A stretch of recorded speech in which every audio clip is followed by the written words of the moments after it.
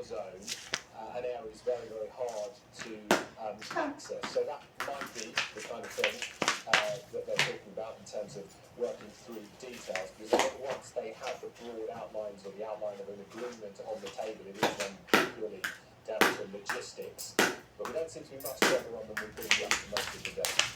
From the your report from the West Bank about 20 minutes ago, that together with the situation in Gaza, how destabilised is the whole of that region now?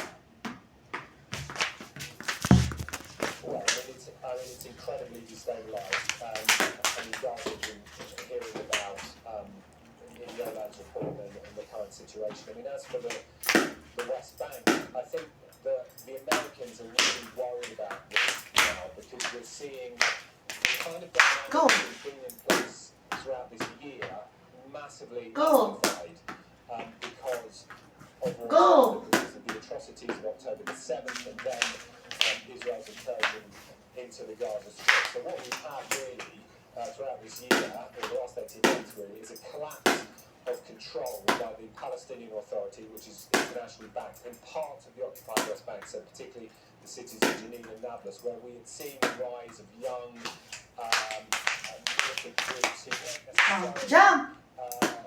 necessarily into the sort of Get the ball. Palestinian established militant organisation, and a lot of secular violence against Palestinians and Israeli military raids into those cities, plus armed attacks against Israelis. Now, all of that is picking up a very big way. The UN says more than 200 Palestinians killed now, 8 at least by Israeli settlers, and 4 Israelis killed in armed attacks since October the 7th.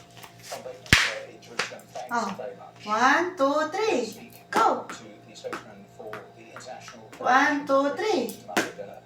Who's there in Geneva. 1, 2, 3. To the programme, Tom was talking there at the start about the raised hopes for some sort of hostage deal. If there is some sort of brief ceasefire, in your view, how long does that have to be for aid agencies to be able to do something significant in that period? Yeah, first of all, thanks for having me today. Well, of course, the longer, the better, I would say. What we are saying since, in the last weeks is that fighting needs to stop, and then we need to create a safe humanitarian space where we are able to deliver humanitarian aid, but also where civilians feel safe to get what they need.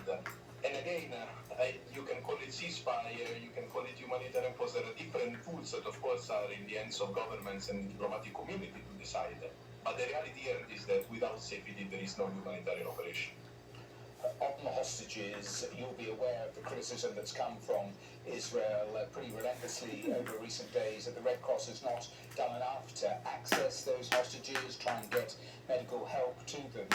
What do you say in response to that sort of criticism?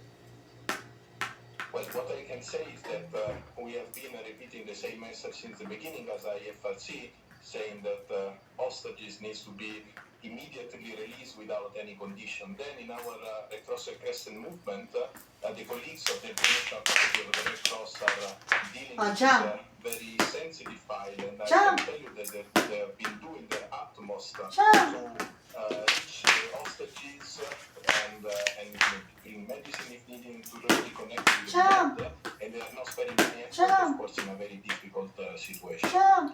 More generally, given your latest assessment of the situation on the ground in Gaza? The situation on the ground keeps to be desperate, I would say. I'm sorry to use this word. Ready? 1, 2, 3, go. Few days, but then 1, 2, 3, go. we have a point where we are kind of 1, 2, 3, go. evacuation of patients from an hospital, which of course is very important for the patient themselves.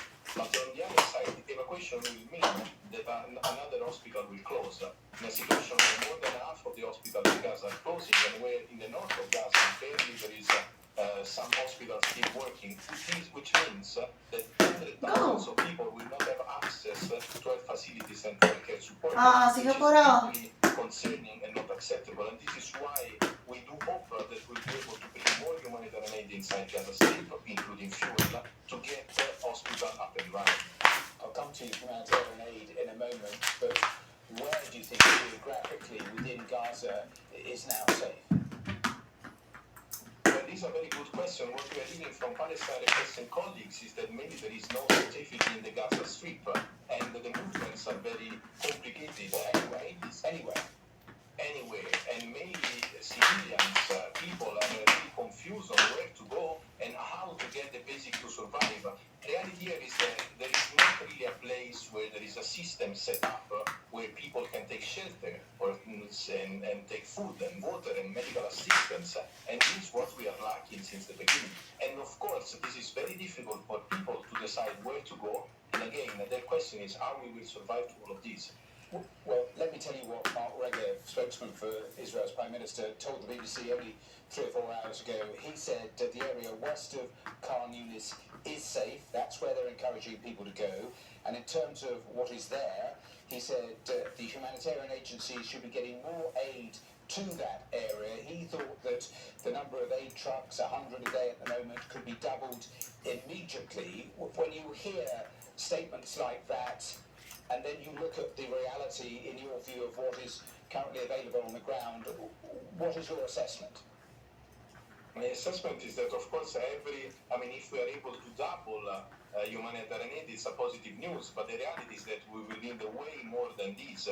And to give a proper and dignified humanitarian answer to, now I would say, not even more 100,000 of people, but probably more, all the civilians that are in Gaza, which are more than 2 million people, we need way more humanitarian aid, we will need safety, and we need a space where we can create shelters, where we can do distribution of food and water, where we can give psychological support, when we can give a proper medical assistance. And the reality here is that hospitals are closing, electricity is not there, food and water are lacking. We are looking at a scenario where with possible flooding arriving with winter time and the cold that will arrive with winter will just add a layer of suffering. So I would say that the situation, again, I would use it desperate, out of control, and it's a catastrophic humanitarian situation where the needs in Gaza are immense, and sadly, humanitarian organizations are not able to deliver at the level that is correctly expected by the people in Gaza. Marcel Della Longa, thank you so much for joining us live there from Geneva. Thanks for your time. Thank you. Well, around the world and across the UK, you're watching BBC News. Let's say with a couple of stories also making the headlines, because a court in Italy has sentenced more than 200 people to jail in the biggest anti-mafia trial in decades. It targeted the country's most powerful criminal syndicate, we know that, syndicate, which